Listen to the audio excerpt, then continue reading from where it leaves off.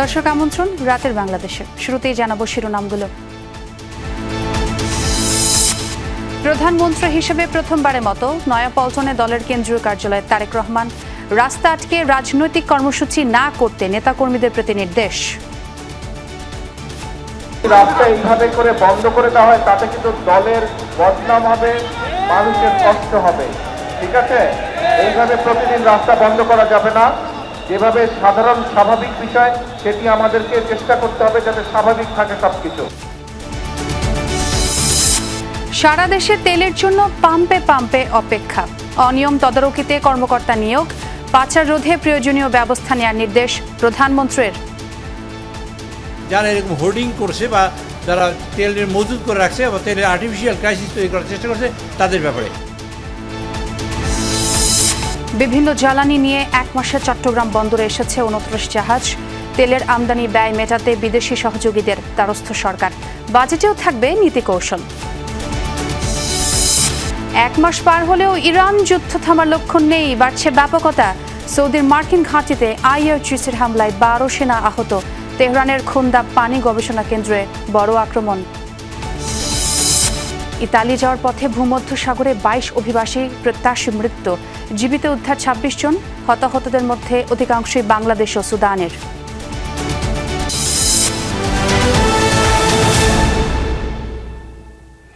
এতক্ষণ শিরোনাম দেখছিলেন, আর সঙ্গে আছে আমি ছোঁয়া খন্দকার। দর্শক, শিরোনামই যেমনটি জানাচ্ছিলাম, প্রধানমন্ত্রী হিসেবে দায়িত্ব গ্রহণের পর প্রথমবারের মতো দলের কেন্দ্রীয় কার্যালয়ে গেলেন প্রধানমন্ত্রী ও বিএনপি চেয়ারম্যান তারেক রহমান।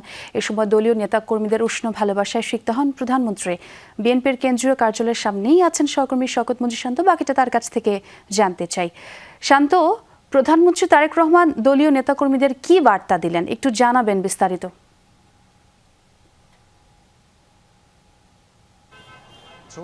দীর্ঘ অনেক বছর পর তিনি দেশে ফিরেছেন এবং একই সাথে প্রধানমন্ত্রী হিসাবে আসন অলঙ্কৃত করেছেন।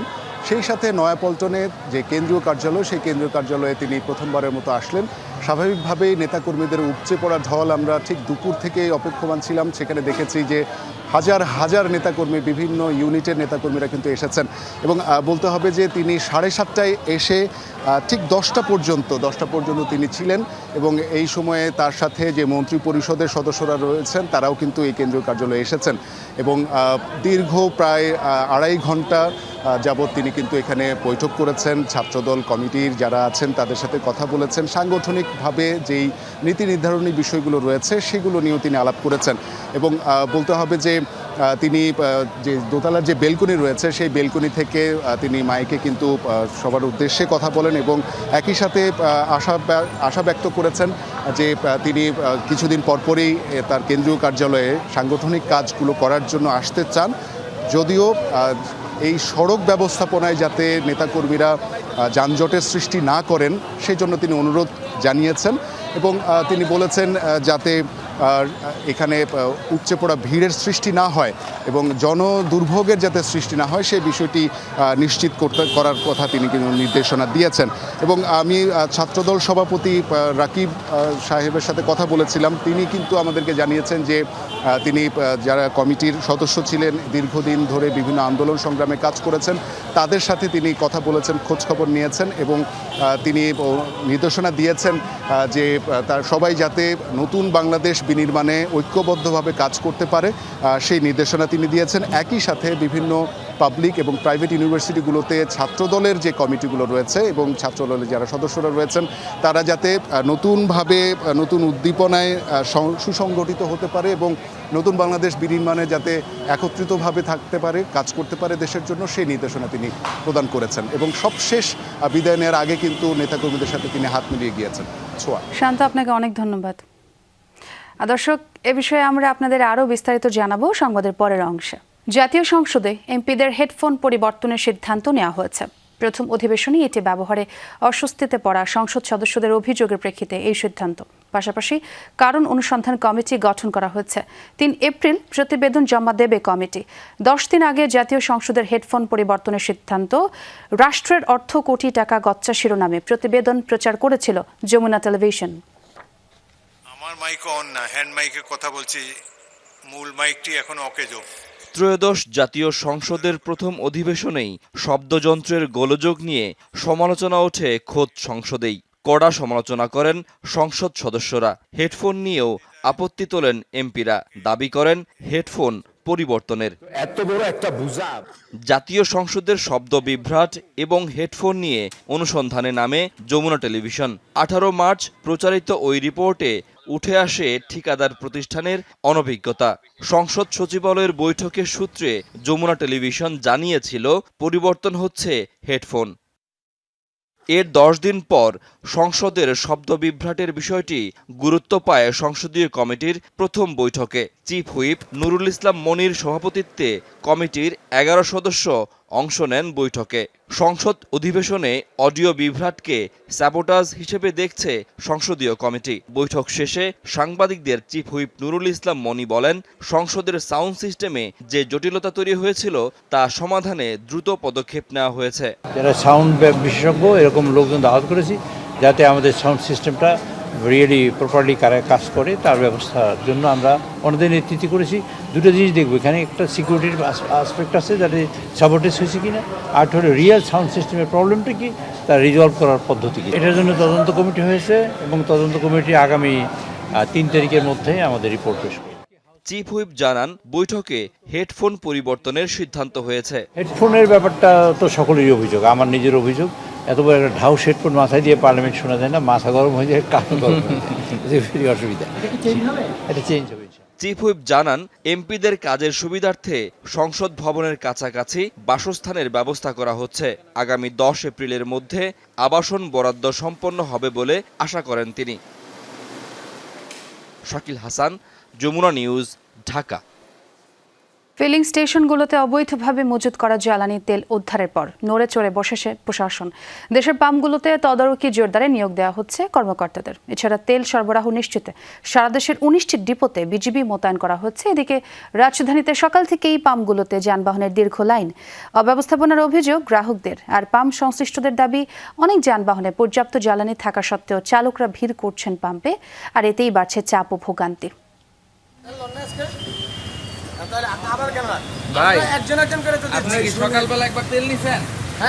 গাড়িতে পর্যাপ্ত জ্বালানি থাকা সত্ত্বেও আবার লাইনে দাঁড়িয়ে তেল নিতে আসায় পাম্প কর্মীদের সঙ্গে এ বাকবিতণ্ডা। 8টা বাজে ভাই 20 লিটার তেল নিলে এখন 10টা 30 বাজে, এর মধ্যে শেষ হয়ে গেছে 20 লিটার তেল।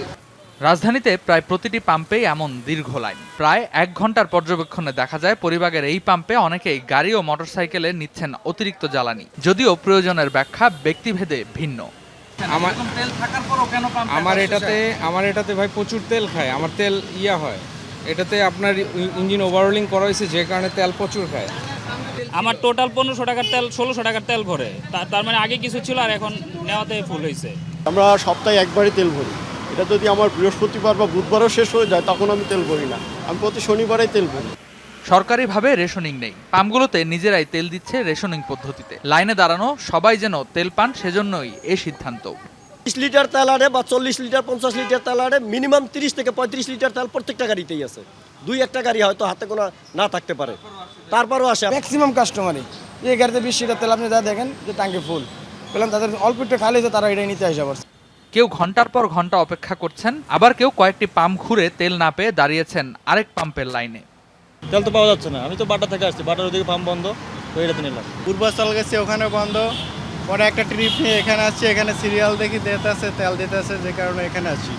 দুপুরের পর ডিপো থেকে তেলবাহী গাড়ি পৌঁছালে শুরু হয় সরবরাহ। তবে কিছু পাম্পে তেল মজুদ রাখার অভিযোগও আছে। এই পরিস্থিতি নিয়ন্ত্রণে প্রতিটি পাম্পে নজরদারির সিদ্ধান্ত নিয়েছে সরকার। প্রত্যেক পাম্পের তদারকিতে থাকবেন একজন কর্মকর্তা। ঢাকা ও চট্টগ্রাম মহানগরের পাম্পে কর্মকর্তা নিয়োগ দেবে বিপিসি। জেলা উপজেলায় কাজ করবেন জেলা প্রশাসক ও উপজেলা নির্বাহী কর্মকর্তারা। সরকারের সিদ্ধান্তকে স্বাগত জানিয়েছে চালক ও পাম্প সংশ্লিষ্ট সবাই।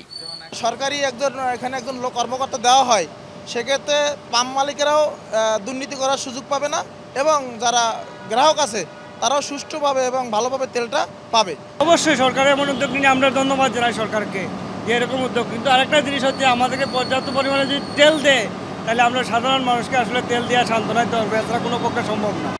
গেল কয়েকদিন চট্টগ্রাম, সিলেট সহ দেশের বিভিন্ন পাম্পে মজুত করা তেল পাওয়া গেছে। নিয়মিত নজরদারি থাকলে মজুত ঠেকানো যাবে, প্রত্যাশা অপেক্ষায় থাকা চালক আর পরিবহন সংশ্লিষ্টদের। রেদওয়ান আহমেদ, যমুনা নিউজ, ঢাকা। সারা দেশে জ্বালানি তেলের সরবরাহ নিশ্চিত এবং অবৈধভাবে মজুত ঠেকাতে 9 জেলার 19টি তেল ডিপোতে বিজিবি মোতায়েনের সিদ্ধান্ত নিয়েছে সরকার। এরই মধ্যে ডিপোগুলোতে আইন শৃঙ্খলা বাহিনীর নজরদারিও বৃদ্ধি করা হয়েছে। এদিকে পেট্রোল পাম্পে ঘণ্টার পর ঘণ্টা তেল না পেয়ে জামালপুরে বিক্ষোভ করেছে মোটরসাইকেল চালকেরা। রূপগঞ্জে অতিরিক্ত তেল না দেয় হামলার অভিযোগ উঠেছে স্থানীয় ছাত্রদল নেতা কর্মীদের বিরুদ্ধে। এদিকে ময়মনসিংহের ফুলপুরে 24,000 লিটার জ্বালানি জব্দ করেছে প্রশাসন। জ্বালানি তেলের জন্য ভোররাত থেকেই শত শত বাইক চালকদের দীর্ঘ অপেক্ষা। সাতক্ষীরার এবি খান ফিলিং স্টেশনে বাইক চালকদের এই অপেক্ষায় বলে দিচ্ছে পাওয়া যাচ্ছে না পর্যাপ্ত জ্বালানি তেল। দীর্ঘ সময় অপেক্ষার পরও মিলছে না প্রয়োজন মতো জ্বালানি। ফিলিং স্টেশন কর্তৃপক্ষ বলছে খুলনার ডিপো থেকে তেল পৌঁছানোর পর ক্রেতাদের তেল দেয়া শুরু হবে। এইভাবে যে জনদুর্ভোগ, এইভাবে যে সারাদিন একটা তেলের পিছনে যদি আমাদের লেগে যায় তাহলে আমরা বাকি সারাদিন কাজ করব কিভাবে? ওষুধ কোম্পানিতে চাকরি করি, কিন্তু আমার সারা দিনটা আজকে এখানে লেগে যাচ্ছে। এখানে আমার বসরা বেড়া দিচ্ছে এবং আমার RSMরা বেড়া দিচ্ছে। আমাদের চাহিদা অনুযায়ী জ্বালানিটা সরবরাহ করা হয়, তাহলে আমরা ভোক্তাদের চাহিদা পূরণ করতে পারবো। ঘন্টার পর ঘন্টা দাঁড়িয়ে থেকেও তেল না পেয়ে জামালপুরে বিক্ষোভে নামে মোটরসাইকেল চালকেরা। জামালপুর টাঙ্গাইল আঞ্চলিক সড়কের পিটিআই মোড়ে জুই এন্টারপ্রাইজ ডিলার পয়েন্টের সামনে বিক্ষোভ করেন তারা। ফলে সড়কে বন্ধ হয়ে যায় যানবাহন চলাচল। খবর পেয়ে পুলিশ ও জেলা প্রশাসনের কর্মকর্তারা পৌঁছে পরিস্থিতি নিয়ন্ত্রণে আনে। এ সময় পাম্প মালিককে 50,000 টাকা জরিমানা করা হয়। পাশাপাশি মজুত থাকা 2500 লিটার তেল বিক্রির ব্যবস্থা করে স্থানীয় প্রশাসন। স্টক রেজিস্টারে তাদের দেখা যাচ্ছে যে এখানে কোনো তেল নাই, শূন্য, পেট্রোলের কোনো তেল নাই। তারপরে আমরা তাদের যে ড্রামগুলো আছে এগুলো চেক করে দেখি যে প্রায় 12টার মতো ড্রাম, আনুমানিক কম করে হলেও 2,500 লিটার পেট্রোল এখানে মজুদ আছে। রূপগঞ্জে পরিমাণের চেয়ে অতিরিক্ত তেল না দেয়ায় একটি পেট্রোল পাম্পে হামলা চালানোর অভিযোগ উঠেছে স্থানীয় ছাত্রদল কর্মীদের বিরুদ্ধে। ম্যানেজার সহ 5 জনকে মারধরের পর 12টি মোটরসাইকেলে তেল নেয়ারও অভিযোগ করেন পাম্প কর্তৃপক্ষ। পরবর্তীতে ফিলিং স্টেশন বন্ধ রাখে মালিক পক্ষ। খবর পেয়ে পুলিশ ও নির্বাহী ম্যাজিস্ট্রেটের উপস্থিতিতে ফিলিং স্টেশনে কার্যক্রম শুরু করা হয়। তারা ভয়ভীতি দেখিয়ে তারা চলে গেছে, আমাদের টাকাও দেয়নি। তারা যে ফুয়েলে বাইকে তেল নিয়েছে তারা টাকাও আমাদের পরিশোধ করে। সরকারি বন্ধের দিনও নারায়ণগঞ্জের 4টি ডিপো থেকে তেল সরবরাহ করা হয়েছে। ফতুল্লার মেঘনা, যমুনা ও সিদ্ধিরগঞ্জের গোদাইল, পদ্মা ও মেঘনা ডিপো থেকে তেল সরবরাহ শুরু হয়। সরকারি সিদ্ধান্ত অনুযায়ী ডিপোগুলোতে আইন শৃঙ্খলা বাহিনী মোতায়েন করা হয়েছে। এদিকে গোপালগঞ্জের পাচুরি এলাকায় অবৈধভাবে তেল মজুদের অভিযোগে একটি প্রতিষ্ঠানকে 9,000 টাকা জরিমানা করা হয়েছে। শামস তাবরিজ উচ্ছ্বাস, যমুনা নিউজ। অতিরিক্ত তেল মজুত করে কৃত্রিম সংকট তৈরির চেষ্টা ও চোরাচালান প্রতিরোধে নির্দেশ দিয়েছেন প্রধানমন্ত্রী তারেক রহমান। একই সঙ্গে তেলের দাম যেন না বাড়ে সেজন্য প্রয়োজনীয় ব্যবস্থা নেওয়ার নির্দেশও দিয়েছেন তিনি। বিএনপির সংসদীয় দলের সভা শেষে এই কথা জানান জাতীয় সংসদের চিফ হুইপ নুরুল ইসলাম মনি। তিনি জানান, জ্বালানি তেলের পর্যাপ্ত মজুত রয়েছে। 2 লাখ মেট্রিক টন এরই মধ্যে বন্দরে পৌঁছেছে। নতুন করে আরও 2 লাখ মেট্রিক টন লোড হচ্ছে। বিকেল 4টায় সংসদ ভবনের সরকারি দলের সভাকক্ষে সংসদ নেতা ও প্রধানমন্ত্রী তারেক রহমানের সভাপতিত্বে বৈঠকটি শুরু হয়। বৈঠক শেষে চিফ হুইপ আরও বলেন, যুদ্ধের কারণে গোটা বিশ্বে জ্বালানি খাতে অস্থিরতা চলছে, কিন্তু বাংলাদেশে তেলের দাম বাড়ানো হয়নি। প্রতি মাসে 200 কোটি টাকা ভর্তুকি দিয়ে জ্বালানি সরবরাহ চলছে। সরবরাহের ঘাটতি নেই, তাই আতঙ্কিত না হওয়ার আহ্বান জানানো হয়। চিফ হুইপ জানান, এবার ঈদযাত্রায় দুর্ঘটনার কারণ অনুসন্ধানে তদন্ত করে প্রয়োজনীয় ব্যবস্থা নিতেও নির্দেশ দিয়েছেন প্রধানমন্ত্রী। নুরুল ইসলাম মনি বলেন, স্পিকারের স্ত্রীর মৃত্যুতে সভায় শোক প্রকাশ করেছে সরকার দলীয় সংসদ সদস্যরা। জানান, আগামীকাল আবার বৈঠকে বসবে বিএনপি দলীয় সংসদীয় committee.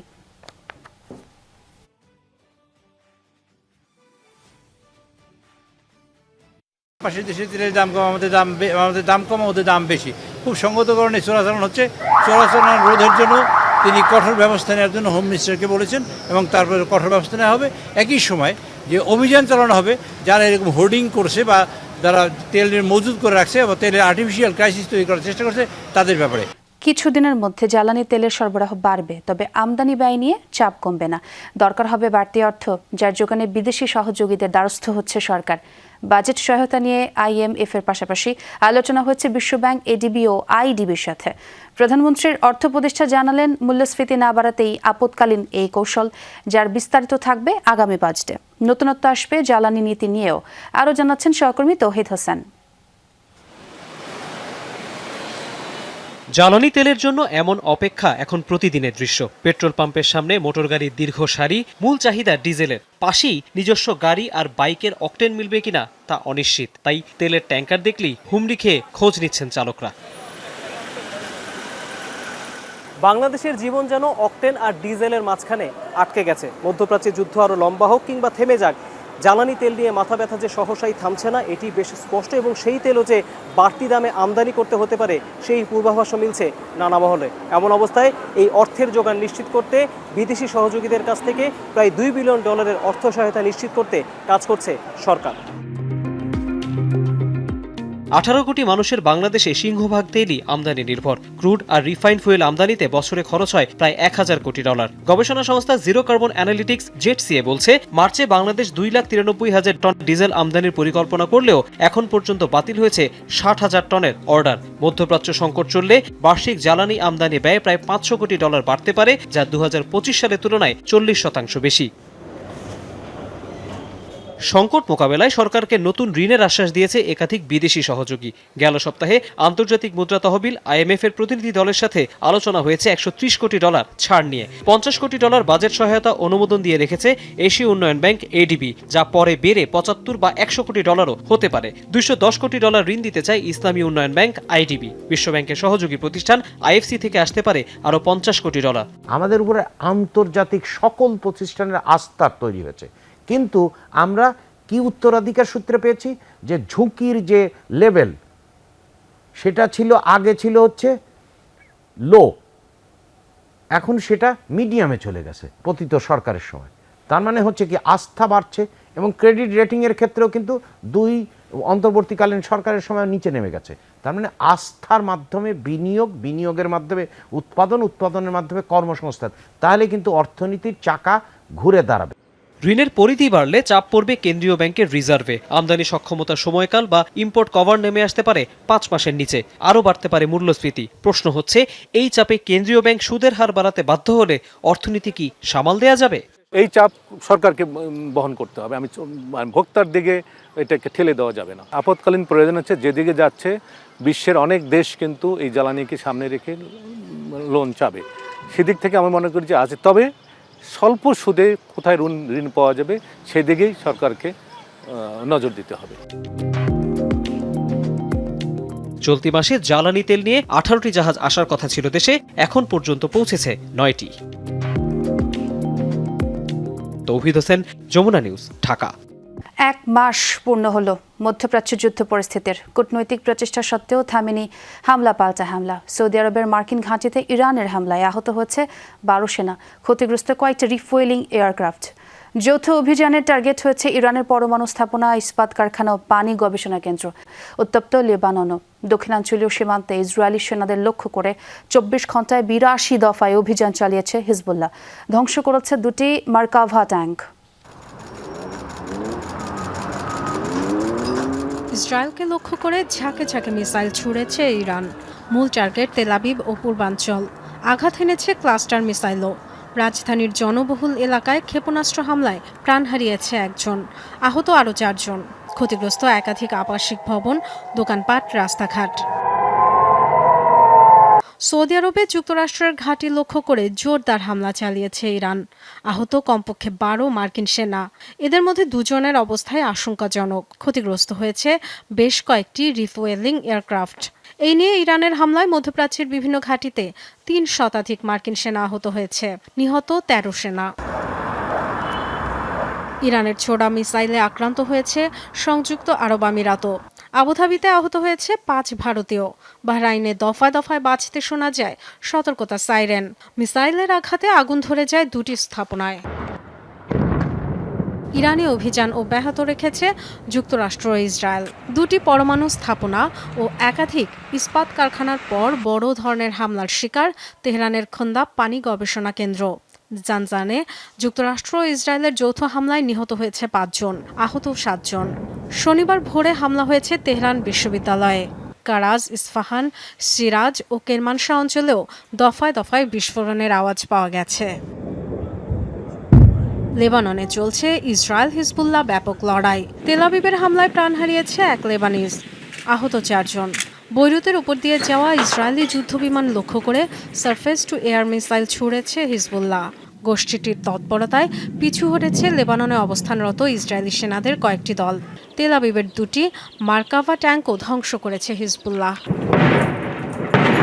Dorothy Tasrin, Jamuna news. Iran যুদ্ধে প্রথমবারের মতো যোগ দিল ইয়েমেনের সশস্ত্র গোষ্ঠী হুতি। ইসরায়েলের দক্ষিণাঞ্চল লক্ষ্য করে মিসাইল ছুড়েছে ইরান সমর্থিত বিদ্রোহী গোষ্ঠীটি। দক্ষিণ ইসরায়েলের বীরশেবা ও আশপাশের এলাকাগুলোয় বেজে ওঠে সাইরেন। বিদ্রোহী গোষ্ঠীটি ব্যালিস্টিক মিসাইল ছুড়লে সতর্ক করা হয় বাসিন্দাদের। যদিও হুতিদের ছোড়া মিসাইলটি ভূপাতিতের দাবি করেছে ইসরায়েল।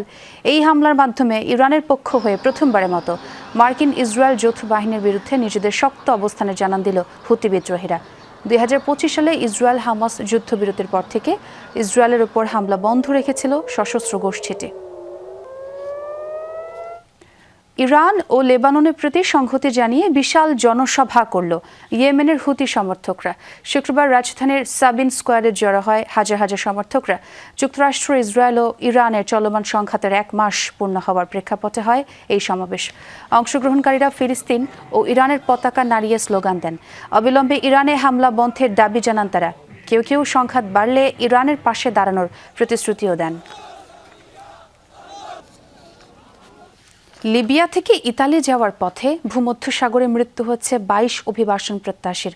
আশঙ্কা করা হচ্ছে তাদের অধিকাংশই বাংলাদেশি ও সুদানের নাগরিক। শুক্রবার গ্রিস উপকূলের কাছে একটি নৌকা থেকে জীবিত উদ্ধার করা হয় আরও 26 জনকে, যাদের মধ্যে 21 জনই বাংলাদেশি। বাকিদের মধ্যে 4 জন দক্ষিণ সুদান ও 1 জন যাদের নাগরিক। উদ্ধারকৃতদের মধ্যে 2 জনকে হাসপাতালে ভর্তি করা হয়েছে। গ্রিক কোস্টগার্ড জানিয়েছে ইউরোপ যাওয়ার সময় অভিবাসন প্রত্যাশীদের নিয়ে পথ হারিয়ে ফেলে নৌকাটি। টানা 6 দিন ঘুরে বেড়ায় উদ্দেশ্যহীনভাবে। সেই সময়ই প্রতিকূল আবহাওয়া এবং খাবার ও পানির অভাবে মৃত্যু হয় অনেকের। উদ্ধারকৃতরা জানান দালালদের নির্দেশে সমুদ্রে ফেলে দেওয়া হয় তাদের মরদেহ।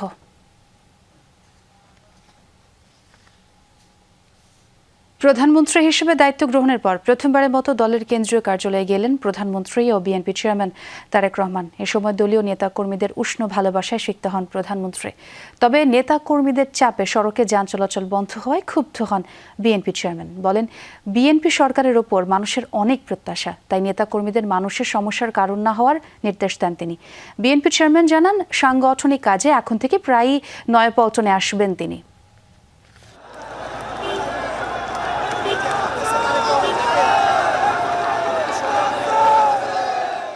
বিএনপির আন্দোলন সংগ্রামের সাক্ষী নয়াপল্টনে প্রধানমন্ত্রী তারেক রহমান। মুহুর্মুহু স্লোগান আর উষ্ণ ভালোবাসায় প্রিয় নেতাকে বরণ করেন নেতাকর্মীরা। শুরুতেই বৈঠক করেন দলের নেতাদের সাথে। ডেকে নেন অঙ্গ সহযোগী সংগঠনের শীর্ষ নেতাদের। গভর্নমেন্টের জায়গায় কাজ করবে, দেশের জনগণের কাজ করবে। আমরা সংগঠনের জায়গায় কাজ করব, সংগঠনকে সুসংগঠিত রাখবো। সরকারে গেলে যে কাজগুলো ব্যস্ততা থাকতে হয় মন্ত্রী এমপিদের, স্বাভাবিক কারণেই আমার মনে হয় দলকে আলাদা করলে খুব ভালো হয়। যারা 5 তারিখ আগে যারা কাজ করে রাজপথে ছিল তাদেরকে মূল্যায়ন করে যারা রাজপথে এবং দলকে আরও সুসংগঠিত করুক। আমরা জনগণের প্রত্যাশা পূরণের জন্য নিরলসভাবে কাজ করব বলে আমরা বিশ্বাস করি। পরে কার্যালয়ের ব্যালকনিতে দাঁড়িয়ে নেতাকর্মীদের শুভেচ্ছার জবাব দেন বিএনপি চেয়ারম্যান। জানান, সাংগঠনিক কাজে নয়াপল্টনে আরও আসবেন তিনি, তবে শর্ত হচ্ছে বন্ধ করা যাবে না সড়কের যান চলাচল। অফিসে আমি আরও আসবো, কিন্তু এরকম রাস্তা বন্ধ করা যাবে না। আর যদি এরকম রাস্তা বন্ধ হয় তাহলে আমার পক্ষে অফিসে আসা সম্ভব না। কিন্তু অফিসে আসলে নেতাকর্মী সকলের সাথে দেখা সাক্ষাৎ করা সম্ভব হবে, সাংগঠনিক কাজ করা সম্ভব হবে। প্রধানমন্ত্রী বলেন, যে কোনো মূল্যে দেশের আইন শৃঙ্খলা পরিস্থিতি স্বাভাবিক রাখতে হবে। মানুষ অনেক প্রত্যাশা নিয়ে দলের দিকে তাকিয়ে আছে। কাজে এখানে যে সকল নেতাকর্মী আছে, সারা দেশে আমাদের যে সকল নেতাকর্মী আছে, আমাদেরকে ধৈর্য ধরতে হবে, আমাদেরকে আইন শৃঙ্খলার ভিতরে থাকতে হবে এবং আমাদেরকে মানুষের পাশে দাঁড়াতে হবে। মানুষের সমস্যা হয়, কষ্ট হয়, অসুবিধা হয়, সেই জিনিসগুলো করা যাবে না। লন্ডন থেকে দেশে ফিরে গত বছরের 29 ডিসেম্বর নয়াপল্টনে আসেন তৎকালীন বিএনপির ভারপ্রাপ্ত চেয়ারম্যান তারেক রহমান। গত প্রায় 1.5 দশক ধরে এই রাজপথে ছিল বিএনপি নেতাকর্মীদের একমাত্র ঠিকানা। কিন্তু গত কয়েক সপ্তাহ ধরে দলটির সাংগঠনিকভাবে অনেকাংশে স্থবির হয়ে পড়ে। তবে বিএনপি চেয়ারম্যান তারেক রহমানের এই নয়াপল্টন আগমন উপলক্ষে দলে সেই অচল অবস্থা কারণ প্রত্যাশা নেতাকর্মীদের। পাশাপাশি দলের সাংগঠনিকভাবে শক্তিশালী হওয়ার মোক্ষম সুযোগ কাজে লাগানোর প্রত্যাশাও দলটির নেতাকর্মীদের, যাতে করে রাজনৈতিকভাবে যে কোনো ধরনের সংকট সমাধানে বিএনপি বড় ভূমিকা রাখতে পারে। আরেফিন শাকিল, যমুনা নিউজ, ঢাকা। আবারও বদল হচ্ছে পুলিশের পোশাক, বেছে নেওয়া হবে অতীতের ঐতিহ্যবাহী যে কোনো একটি। রাজশাহীতে একথাই জানালেন স্বরাষ্ট্রমন্ত্রী সালাউদ্দিন আহমদ। সকালে সারদায় পুলিশ একাডেমিতে অনুষ্ঠিত 43তম বিসিএস সহকারী পুলিশ সুপারদের সমাপনী কুচকাওয়াজ অনুষ্ঠানে যোগ দেন তিনি। এ সময় পুলিশ বাহিনীকে ধ্বংস করার জন্য আওয়ামী লীগকে দোষারোপ করেন মন্ত্রী। জানান, স্বাধীন ও শক্তিশালী পুলিশ সংস্কার কমিশন গঠনে কাজ করছে সরকার। গৌরব ও শৃঙ্খলার আবহে রাজশাহীর সারদায় পুলিশ একাডেমিতে অনুষ্ঠিত হল 43তম বিসিএস সহকারী পুলিশ সুপারদের সমাপনী কুচকাওয়াজ। নজর কেড়েছে তাদের পরা নতুন পোশাক। অনুষ্ঠানে প্রধান অতিথি হিসেবে যোগ দেন স্বরাষ্ট্রমন্ত্রী সালাউদ্দিন আহমদ। বলেন, নতুন পোশাক নিয়ে পুলিশ সদস্যদের অসন্তোষ দেখা গেছে, তাই পরিবর্তনের কথা ভাবছে সরকার। বর্তমানের যে পোশাক, এই পোশাকে পুলিশ বাহিনী সন্তুষ্ট নয়, সুতরাং যাতে আমাদের আগের ঐতিহ্যমণ্ডিত যে কোনো একটি পোশাক বাংলাদেশ পুলিশ বাহিনী পায়, সেজন্য সরকারের সর্বোচ্চ মহলে আমরা আলোচনা করে একটি সিদ্ধান্ত দেব ইনশাআল্লাহ। স্বরাষ্ট্রমন্ত্রী বলেন, সরকারি প্রতিষ্ঠানগুলোর মতো পুলিশকেও ধ্বংস করেছে ফ্যাসিবাদী সরকার, সেখান থেকে বাহিনীকে ঘুরে দাঁড়াতে হবে। জানান, স্বাধীন ও শক্তিশালী পুলিশ সংস্কার কমিশন গঠনে কাজ চলছে। পুলিশ বাহিনীকে দলীয় প্রভাবমুক্ত করে একটি আধুনিক, সেবাধর্মী ও মানবিক সংস্থায় রূপান্তর করাই আমাদের মূল লক্ষ্য। আমরা চাই এমন এক পুলিশ বাহিনী যারা ক্ষমতার ব্যবহার করবে না, বরং অপরাধীর মনে ভয় আর নিরপরাধীর মনে প্রশান্তি যোগাবে। এর আগে ঢাকা থেকে হেলিকপ্টারে পুলিশ একাডেমিতে পৌঁছালে অধ্যক্ষ ও আইজিবি তাকে স্বাগত জানান। এরপর কুচকাওয়াজ পরিদর্শন ও অভিবাদন গ্রহণ এবং কৃতি প্রশিক্ষণার্থীদের ক্রেস্ট তুলে দেন স্বরাষ্ট্রমন্ত্রী। 1 বছর মেয়াদী প্রশিক্ষণ শেষে কুচকাওয়াজে অংশ নেন 72 জন প্রশিক্ষণার্থী। সাইফ আহমেদ, যমুনা নিউজ। মুখে তো হাসি ফুটবেই, কারণ এটা পুষ্টি আটার সুস্বাদু রুটি, তাই এর সাথে যাই খাবেন অসাধারণ টেস্ট পাবেন। রাজশাহী মেডিকেলে আইসিইউতে শিশুদের মৃত্যুর ঘটনায় ক্ষোভ জানিয়েছেন স্বাস্থ্য ও পরিবার কল্যাণমন্ত্রী সরদার মোহাম্মদ সাখাওয়াত হোসেন। তিনি বলেন, 11 দিনে 33 শিশু মারা যাওয়ার পরও হাসপাতালের পরিচালক ভেন্টিলেটর না থাকার বিষয়টি মন্ত্রণালয়কে জানায়নি। রাজধানীর শাহবাগের শহীদ আবু সাইদ ইন্টারন্যাশনাল কনভেনশন সেন্টারে চিকিৎসার নৈতিকতা নিয়ে আয়োজিত অনুষ্ঠানে এসব কথাই বলেন স্বাস্থ্যমন্ত্রী। 11 দিনে 33টা রোগী মারা যেতে, 33 জন বেবি মারা গেছে আমার রাজশাহীতে। সেই ডাইরেক্টর আমাদেরকে বলে নাই যে তার ভেন্টিলেটর নেই, নিউনেটিক্যাল ভেন্টিলেটর নেই। ওকে ফাঁসি কাস্টে চড়ানো উচিত। আমি ফোন করার পরে উনি, আমার ফোনের পরে উনি বলে এটা মিডিয়া একটু বাড়াবাড়ি করছে। আমি then you give me a report, what is the truth. কালকে রিপোর্ট দিল সে একটা, কত মিডিয়াকে ডিনাই করতে পারেনি। বেসরকারি মেডিকেল কলেজগুলোর অনিয়মের বিরুদ্ধে কঠোর ব্যবস্থা নেওয়ার হুঁশিয়ারি দিয়েছেন স্বাস্থ্য ও পরিবার কল্যাণ প্রতিমন্ত্রী ডক্টর এম এ মোহিত। ছুটির দিনের দুপুরে মন্ত্রণালয়ে বেসরকারি মেডিকেল কলেজগুলোর ফাইল পর্যালোচনা করার সময় একের পর এক ভয়ঙ্কর অনিয়ম ধরা পড়ে তার চোখে। দুপুরে সচিবালয় থেকে ভিডিও বার্তায় স্বাস্থ্য প্রতিমন্ত্রী বলেন, এমন কিছু মেডিকেল কলেজের ফাইল সামনে এসেছে যারা বিন্দু মাত্র নিয়ম নীতির তোয়াক্কা করছে না। বছরের পর বছর বলার পরও তারা শিক্ষা প্রতিষ্ঠানের বদলে ব্যবসায়িক প্রতিষ্ঠানের মতো কার্যক্রম চালাচ্ছে। অনেক কলেজের নিজস্ব জমি নেই, বলেন অনুমোদন ছাড়াই চলছে অনেকগুলো প্রতিষ্ঠান। যেখানে রোগী তো দূরের ব্যাপার, হাসপাতালও নেই, সেখানে ভর্তি হওয়া শিক্ষার্থীরা কিভাবে চিকিৎসক হিসেবে গড়ে উঠবে এমন প্রশ্ন তোলেন তিনি। প্রতিমন্ত্রী বলেন, প্রতিটি বেসরকারি মেডিকেল কলেজকে একটি মিনিমাম স্ট্যান্ডার্ড বজায় রাখতে হবে। এমন কিছু মেডিকেল কলেজ আমি পেলাম যারা বিন্দু মাত্র কোনো নিয়ম নীতির তোয়াক্কা করছেন না। একটা ব্যবসা প্রতিষ্ঠানের মতো এই বেসরকারি মেডিকেল কলেজগুলো দেশের আনাচে কানাচে বিভিন্ন জায়গায় গড়ে উঠেছে। ভুয়া ডাক্তার তৈরির কারখানাগুলোকেও আমাদের বন্ধ করতে হবে জননিরাপত্তা।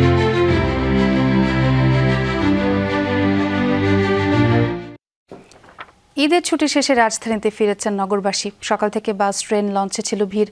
তবে এবার ঈদ যাত্রায় দুর্ঘটনা বেশি থাকায় যাত্রীদের মাঝে বিরাজ করছে আতঙ্ক। বিশেষভাবে সড়ক পথে যারা ফিরছেন তারা জানিয়েছেন দুশ্চিন্তার কথা। শনিবারও কমলাপুর রেল স্টেশনে ঢাকা ফেরা মানুষের চাপ। যাত্রীরা জানালেন ট্রেন ভ্রমণ ছিল স্বাচ্ছন্দ্যের, ভিড় হলেও নিরাপদে ঢাকায় ফিরতে পারায় সন্তুষ্ট তারা। যাত্রীর এত পরিমাণ চাপ ছিল, মোটামুটি অনেক টেনশন ছিল যে এবার ঈদে অনেক দুর্ঘটনা অনেক জায়গায় হয়েছে। জার্নিটা অনেক কঠিন হয়েছে, আজকে অনেক ভিড় হয়েছে, মারাত্মক, উঠবার মতন ক্ষমতা নাই। ভোগান্তি ওইভাবে বলা যাবে না, কারণ আমরা তো আসলে সবাই মিলেমিশেই যাওয়া আসা করতে অভ্যস্ত, ছাদে টাদে সব জায়গায়। এদিকে ঢাকামুখী গাড়ির চাপ দেখা গেছে রাজধানীর বিভিন্ন বাস টার্মিনালেও। নির্বিঘ্ন ছিল সড়কপথের যাত্রাও। আমরা খুব সুস্থভাবে আইছি, কোনো সমস্যা হয়নি, খুবই ভালো হয়েছে, গেছি আইছি খুব ভালোভাবে। বাসে আসছি 1200 টাকা ভাড়া 1400 টাকা পর্যন্ত দেওয়া লাগছে। তবে ঈদ যাত্রায় দুর্ঘটনা বেশি থাকায় যাত্রীদের মাঝে দেখা গেছে উৎকণ্ঠা। আবার এইবার মনে হচ্ছে যে আর আগামীতে আর যাব না, এই আতঙ্কের মধ্যে যেভাবে ক্ষতি হয়েছে দেশের মানুষের। অনেক আতঙ্ক ছিল আসলে, কারণ হচ্ছে যে বিগত সব বছরের তুলনায় এবার হচ্ছে যে সবচেয়ে বেশি লোক মারা গেছে মনে হচ্ছে। সড়কপথে শৃঙ্খলা ফেরাতে সংশ্লিষ্ট প্রতিষ্ঠানগুলোকে আরও কার্যকর ভূমিকা নেওয়ার আহ্বান যাত্রীদের। ছুটি শেষে আজও লঞ্চ যোগে রাজধানীতে ফিরছে কর্মব্যস্ত মানুষ। সকালে দেশের বিভিন্ন গন্তব্য থেকে সদরঘাটে এসে পৌঁছায় লঞ্চগুলো, তাই সদরঘাটে ঢাকায় ফেরত যাত্রীর চাপ ছিল বেশি। একই চিত্র চাঁদপুর ও ভোলার লঞ্চঘাটে। ভোগান্তি ছাড়াই ঢাকায় ফিরেছেন মানুষজন। ঈদের লম্বা ছুটি কাটিয়ে চিরচেনা শহরে ফিরছেন সবাই। রাব্বি সিদ্দিকী, যমুনা নিউজ, ঢাকা। এখন থেকে স্পাইসি ক্রিস্পি পটাটা প্রাণ পটাটা একটি স্বনির্ভর বিস্কুট। টাঙ্গাইলের কালীহাতিতে ট্রেনে কাটা পড়ে নিহতদের জানাজা ও দাফন সম্পন্ন হয়েছে। শোকস্তব্ধ পরিবারগুলো। এলাকাবাসী জানায় ঈদের ছুটি শেষে কর্মস্থলে ফিরছিলেন সবাই। নিহতদের পরিবারের পাশে দাঁড়াতে প্রশাসনের প্রতি আহ্বান জানিয়েছেন তারা। ঈদের ছুটি শেষে ছেলে নীরবকে নিয়ে কর্মস্থলে ফিরছিলেন গার্মেন্টস শ্রমিক নার্গিস আক্তার। সাথে ছিলেন আরেক ছেলের শাশুড়ি দোলা বেগম এবং একই গ্রামের আরও দুজন। শুক্রবার টাঙ্গাইলের ধলা ট্যাঙ্গর এলাকায় পৌঁছানোর পর বাসের তেল শেষ হয়ে গেলে ঢাকা টাঙ্গাইল যমুনা সেতু মহাসড়কের পাশে রেল লাইনে বসেছিলেন তারা। এ সময় সিরাজগঞ্জ এক্সপ্রেস ট্রেনে কাটা পড়ে নিহত হয় এই 5 জন। সকালে গাইবান্ধার সাদুল্লাপুরে নিজপাড়া গ্রামে মরদেহগুলো পৌঁছালে আর্তনাদ করে ছুটে আসেন স্বজনরা। শোকে স্তব্ধ হয়ে পড়ে চারদিক। দুপুরে নামাজে জানাজা শেষে পারিবারিক কবরস্থানে দাফন করা হয় নার্গিস ও তার ছেলে নীরবকে। দোলা বেগমকে দাফন করা হয় পাশের বোয়ালি গ্রামে। চাকরির সময় আগে থেকে অফিস খোলার টাইম, আজকে ডিউটি ছিল, তেও আমার কালকে বললো আমার কিন্তু ডিউটি টাইম আছে, আমার তো আর থাকা যাবো না, তেও চলে গেল। ট্রেনে কাটা পড়ে নিহত গার্মেন্টস শ্রমিক সুলতান মাহমুদ ও তার চাচাতো বোন রিফা রিসার জানাজাও হয় নিজপাড়া এলাকায়। এরপর পারিবারিক কবরস্থানে সমাহিত করা হয় তাদের। মা যতদিন বাঁচিয়ে আছে মা ততদিন তোমাকে প্রেশারের বড়ি এনে দেবো, মা তোমাকে মেসকি বেনে দিছি দুটো, মা তোমাকে ফির 8 বছর দেবো আল্লাহ বাঁচি বেঁচে। হ্যাঁ, আমার মেয়ের আশা ছিল উনি আমার মেয়ে ডাক্তার বানাবি। স্থানীয়রা জানান ঈদের ছুটি শেষে রিজার্ভ বাসে কর্মস্থলে ফিরছিলেন সবাই। নিহতদের পরিবারের পাশে দাঁড়াতে প্রশাসনের প্রতি আহ্বান জানিয়েছেন তারা। এদিকে নিহতদের পরিবারের খোঁজ খবর নিয়ে সহায়তার আশ্বাস দিয়েছেন স্থানীয় জনপ্রতিনিধিরা। তা আমরা পরিবারগুলো অলরেডি তো দাফন কাফন হয়েছে, এখন আমরা পরিবারগুলোর খোঁজখবর নিচ্ছি। পরিবারগুলোর সরকারিভাবে কী কী সাহায্য দেওয়া যায় সেটা আমরা দেখার জন্য আসছি। সাইফ আহমেদ, যমুনা নিউজ। বর্তমানে সবচেয়ে বড় চ্যালেঞ্জ হলো প্রকৃত মুক্তিযোদ্ধা ও রাজাকারের সঠিক তালিকা প্রণয়ন। তবে জাতীয় ঐক্যের ভিত্তিতে স্বচ্ছ ও গ্রহণযোগ্য তালিকা প্রকাশের প্রতিশ্রুতি দিয়েছেন মুক্তিযুদ্ধ বিষয়ক মন্ত্রী আহমেদ আজম খান। দুপুরে দক্ষিণ সিটির নগর ভবনে মুক্তিযোদ্ধাদের সম্মাননা প্রদান অনুষ্ঠানে এই প্রতিশ্রুতি দেন তিনি। জানান, প্রকৃত মুক্তিযোদ্ধাদের জন্য বিনামূল্যে চিকিৎসা সুবিধা, পুনর্বাসন ও ভাতা বৃদ্ধির বিষয়ে মন্ত্রণালয়ে কাজ করছে। তিনি বলেন, দেশের স্বাধীনতা একবারই এসেছে, 90 ও 24-এর গণঅভ্যুত্থান গুরুত্বপূর্ণ অর্জন হলেও স্বাধীনতার সাথে মিলালে বিপর্যয় তৈরি হবে। অন্যদিকে মেয়র নির্বাচিত হলে দক্ষিণ সিটির অসচ্ছল মুক্তিযোদ্ধাদের দায়িত্ব সিটি কর্পোরেশন নেবে, এমনটা জানিয়েছেন প্রশাসক আব্দুল সালাম।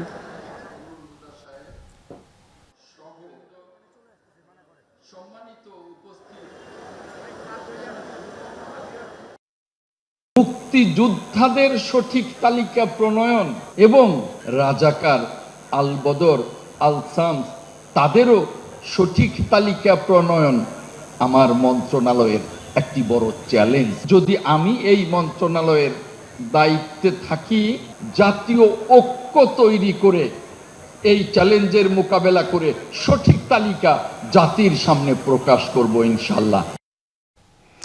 স্বাধীনতার ৫৫ বছরেও সঠিক তালিকা না করায় দেশে ভুয়া মুক্তিযোদ্ধার সংখ্যা বেড়েছে। ৭১-এর চেতনা বিক্রি করে গুম খুনের সংস্কৃতি বাড়ানো হয়েছে, এই মন্তব্য করেছেন প্রেস ক্লাবের সভাপতি কবি হাসান হাফিজ ও ডিবেট ফর ডেমোক্রেসির চেয়ারম্যান হাসান আহমেদ চৌধুরী কিরণ। এফডিসির এক ছায়া সংসদে ভুয়া মুক্তিযোদ্ধাদের আইনের আওতায় আনতে সরকারের প্রতি আহ্বান জানান তারা। বাংলাদেশের মুক্তিযুদ্ধের ইতিহাসকে নতুনভাবে আমরা মনে করি ৫৫ পেরিয়ে ৫৬ বছরে পা দিয়েছে বাংলাদেশ। স্বাধীনতা দিবস উপলক্ষে মুক্তিযুদ্ধের চেতনা নিয়ে এফডিসিতে ছিল ডিবেট ফর ডেমোক্রেসির এক ছায়া সংসদ। এই জাতি কখনোই ভুলতে পারবে না তারা কিভাবে এই জাতির উপর অত্যাচার চালিয়ে গেছে। শুধুমাত্র চেতনার দলীয়করণের মাধ্যমেই তারা কিন্তু শুধু এইগুলো চালায়নি, তারা ঘণ্টাব্যাপী হয় বিতর্ক। উঠে আসে মুক্তিযুদ্ধের চেতনা ব্যবহার করে কিভাবে গেল ১৫ বছর বাংলাদেশের স্বৈরতন্ত্র, গুম, খুন ও বিরোধী মত দমন সহ মানবাধিকার লঙ্ঘিত হয়েছে। আমরা কি সামাজিক সুবিচার ন্যায় মুক্তিযুদ্ধকে দলীয়করণের মাধ্যমে ক্ষমতাকে পাকাপোক্ত করতে অতীতে অপপ্রয়াস চালানো হয়েছে বলে দাবি করেন ডিবেট ফর ডেমোক্রেসির চেয়ারম্যান। তোলেন সঠিক মুক্তিযোদ্ধা তালিকার দাবি। যে ১৪ লক্ষ সরকারি চাকরিজীবীর মধ্যে ৯০,৫২৭ জন মুক্তিযুদ্ধ কোটায় তারা চাকরি করছে, তার মধ্যে ৮,০০০-এরও বেশি ভুয়া মুক্তিযোদ্ধা সার্টিফিকেট দিয়ে তারা চাকরিতে এখনো পর্যন্ত বহাল রয়েছে। গুম, খুন, হত্যা এবং আয়নাগর সৃষ্টির মাধ্যমে মুক্তিযুদ্ধকে বিভাজনের মাধ্যমে মানুষের মধ্যে তকমা লাগিয়ে যে সঙ্গে থাকলে সঙ্গী, সঙ্গে না থাকলে জঙ্গি, সঙ্গে থাকলে মুক্তিযোদ্ধা, সঙ্গে না থাকলে মুক্তিযোদ্ধা নয়, সঙ্গে থাকলে মুক্তিযোদ্ধার পক্ষে সপক্ষের শক্তি, সঙ্গে না থাকলে মুক্তিযোদ্ধার বিপক্ষের শক্তি, এই যে বয়ানগুলো, সেই বয়ানগুলোকে কিন্তু এখন খণ্ডন করবার জন্য, প্রতিহত করবার জন্য এখন তরুণ প্রজন্ম জেগে উঠেছে। এ সময় জাতীয় প্রেস ক্লাবের সভাপতি কবি হাসান হাফিজ বলেন, অতীতে মুক্তিযুদ্ধকে ব্যবহার করে ক্ষমতাকে কুক্ষিগত করা হয়েছিল, যার কারণে বিগত শাসনামলে ব্যাপক হারে গুম খুন বেড়েছে। ভুয়া মুক্তিযোদ্ধাদের আইনের আওতায় আনার দাবি জানান তিনি। ক্ষমতা কুক্ষিগত করে রাখার জন্য যত অপকৌশল আছে, বাংলাদেশকে একটা ধ্বংসস্তূপে পরিণত করা হয়েছে, সম্পদ পাচার হয়ে যারা তালিকাভুক্ত মুক্তিযোদ্ধা আছেন, তালিকার বাইরে অনেক মুক্তিযোদ্ধা আছেন, আমরা সেই বীর মুক্তিযোদ্ধাদেরকে যেন সম্মানটা দিই এবং একটা প্রকৃত ইতিহাস আমরা প্রণয়ন করি। এখনো অনেকে জীবিত আছেন, এখনো সম্ভব। বৈষম্যহীন, সাম্য, গণতান্ত্রিক ও মানবিক বাংলাদেশ গড়তে সরকারের প্রতি আহ্বান জানান ছায়া সংসদের বক্তারা। অত্যন্ত গুরুত্বপূর্ণ একটি শিক্ষা প্রতিষ্ঠান। রাব্বি হোসেন, যমুনা নিউজ, ঢাকা। জাতীয় সংসদের স্পিকার হাফিজ উদ্দিন আহমেদের সহধর্মিণী দিলারা হাফিজ চিকিৎসাধীন অবস্থায় মৃত্যুবরণ করেছেন। ইন্না লিল্লাহি ওয়া ইন্না ইলাইহি রাজিউন। আজ স্থানীয় সময় দুপুর 1:29 সিঙ্গাপুর জেনারেল হাসপাতালে তার মৃত্যু হয়। পরিবার সূত্রে জানা যায়, দিলারা হাফিজের মরদেহ আগামীকাল রোববার সন্ধ্যায় বাংলাদেশে ফেরানো হবে। পরদিন 30 মার্চ সংসদ ভবনের দক্ষিণ প্লাজায় সকাল 11টায় প্রথম নামাজের জানাজা অনুষ্ঠিত হবে। বাদ জোহর সেনানিবাসে কেন্দ্রীয় মসজিদে জানাজার পর বনানী সামরিক বাহিনীর কবরস্থানে তাকে দাফন করা হবে। এদিকে স্পিকারের স্ত্রীর মৃত্যুতে শোক জানিয়েছেন সংসদের চিফ হুইপ নুরুল ইসলাম মনি। আগামী বর্ষা মৌসুমে ডেঙ্গু প্রকোপ বাড়ার আগেই প্রতিরোধে প্রয়োজনীয় ব্যবস্থা গ্রহণ করা হবে, আর এমনটা জানিয়েছেন ঢাকা উত্তর সিটির প্রশাসক শফিকুল ইসলাম খান। শনিবার রাজধানী রেসিডেন্সিয়াল মডেল স্কুল মাঠে মশক নিধন কার্যক্রম উদ্বোধন করেন তিনি। বলেন, পরিচ্ছন্ন গ্রিন সিটি উপহার দিতে নগরবাসীকেও এগিয়ে আসতে হবে। শিক্ষা প্রতিষ্ঠানের ক্যাম্পাস থেকেই ডেঙ্গু প্রতিরোধে মশক নিধন কার্যক্রম শুরু হয়েছে জানান প্রশাসক। এ সময় নগরবাসীর মাঝে ডেঙ্গু সহ বিভিন্ন পানিবাহিত রোগ নিয়ে সচেতনতামূলক প্ল্যাকার্ড প্রদর্শন করা হয়। এতে সিটি কর্পোরেশনের কর্মকর্তা ছাড়াও অংশ নেয় কয়েকশো শিক্ষার্থী।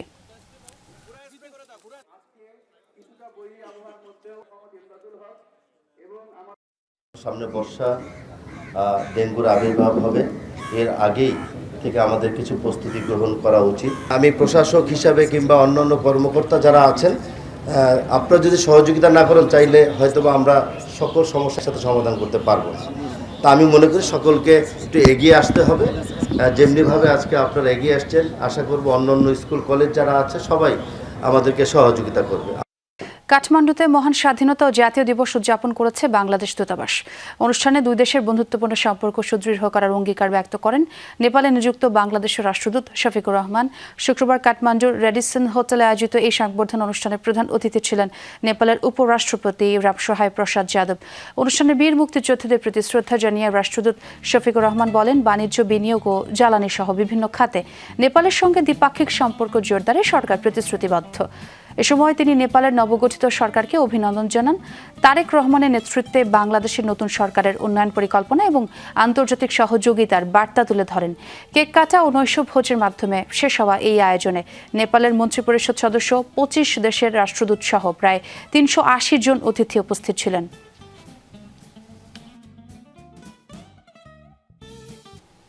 দর্শক, এই ছিল রাতের বাংলাদেশে। এতক্ষণ যারা সঙ্গে ছিলেন সবাইকে ধন্যবাদ।